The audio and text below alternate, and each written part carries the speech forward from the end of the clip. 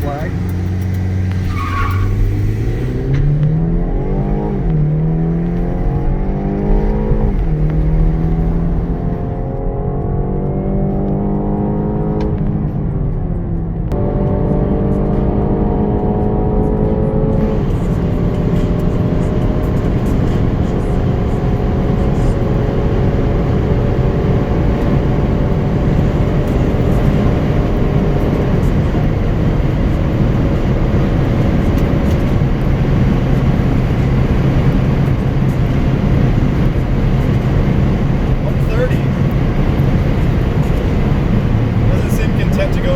What's up, y'all? So in this video we're testing out an M, or not an M, a 230i. I wish it was an M2 competition. That's what this picture is of.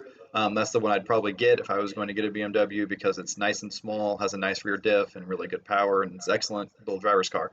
But I couldn't find one of those to rent, so I rented something, you know, the base model of it. Pretty different car, but just get a feel for it, and I enjoyed it thoroughly. The little whatever 2-liter turbo that's in the 230i is a lot of fun.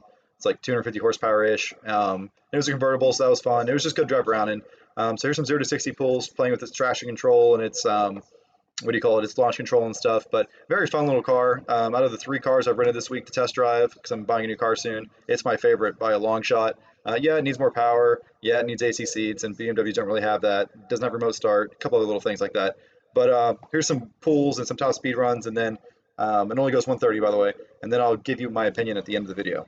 Sport, foot hard on the brake, foot hard on the gas, got a little flag, active launch control.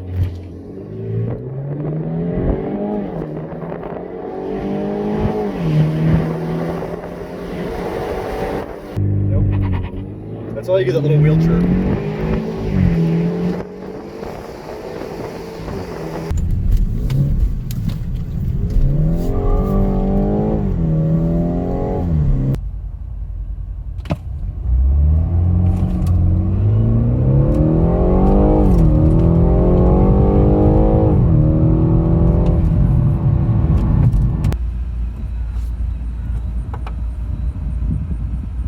It's not the fastest convertible in the world, but it's pretty quiet wind noise wise, and it doesn't make any bad noises getting set up. So there's some commentary, the review of this BMW 230i. Very practical car.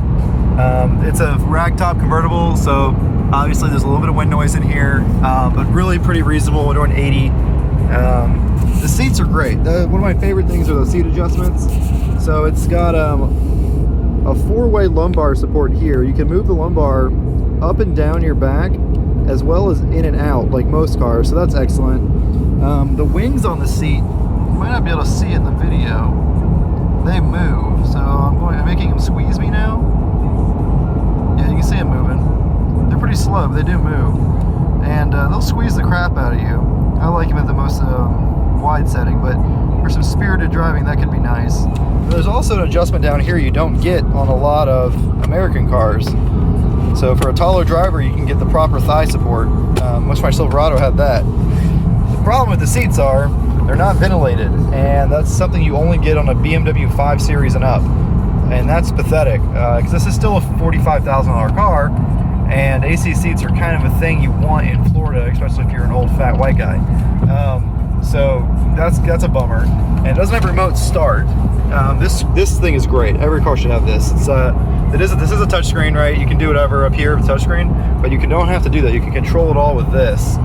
And if you go in here to my vehicle, I'm still getting used to it. Sorry. And then you go to vehicle settings, and you go to comfort ventilation. You can see that the car will start up at a certain time every morning and ventilate the car, exchange the air in it. I don't think it runs the AC compressor, but it will cool it down just from ventilation or warm up the interior a little bit for you. No remote start, but that is a step in the right direction, BMW. For 2020, some of the cars had remote start, like the 3 Series. So maybe the 2 Series will get for 2021. It's pretty quick. It's got sport mode, manual mode, little paddle shifters up here. It has launch control, 0 to 60 in like, I don't know, what was it, like, it's pretty good. It's like, I don't know, what was it, 5.5 seconds or 5 seconds for this car? Something like that. But it's pretty peppy. It's got a 8-speed automatic, and when it shifts, it gives you a nice little kick in the pants, and it's impressive. This car's Achilles heel, as well as the one I'd actually probably get if I was going to get a Beamer, which is the M240i, because it's this car with a bunch more horsepower, with a straight 6 twin turbo instead of this 4-cylinder, which is like 240 horsepower.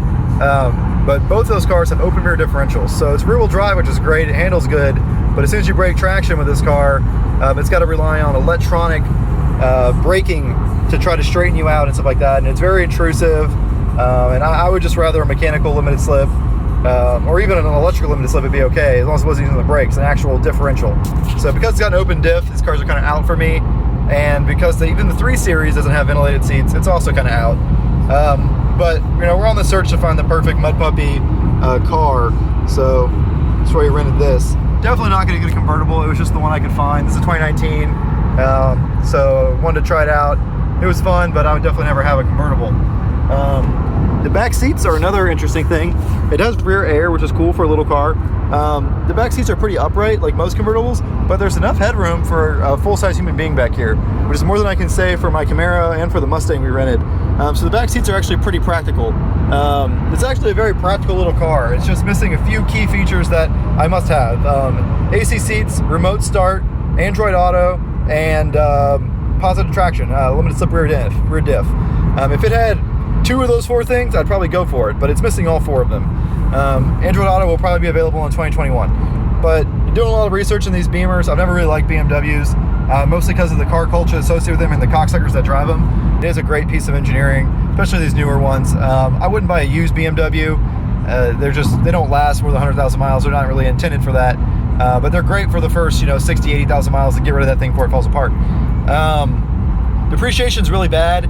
So I would probably lease one of these, honestly, because the kind of miles I put and abuse, it's going to have some issues. I'm not going to want to have it for longer than 3 years anyways. So a lease is a pretty good option. You can lease this car for only I think like $350, $400 a month. If you want the one I'd actually want, which is the M2 Competition or the 240i, you're looking at around $600, $700 a month for the lease. But it's still a decent option. A lot of cool little gadgets. One really cool thing it has, you can see this thing right here where it says Efficientdynamics. So that's something you'd see on a hybrid, right? So Robin, hit the brakes. Oh, not that hard, jeez. Just kind of gently. Okay, so you see those, you're good. So you see how I was charging the battery? There's another screen we can see that in up here. Where do we go to? Where's it at up here? Oh, we go to sport.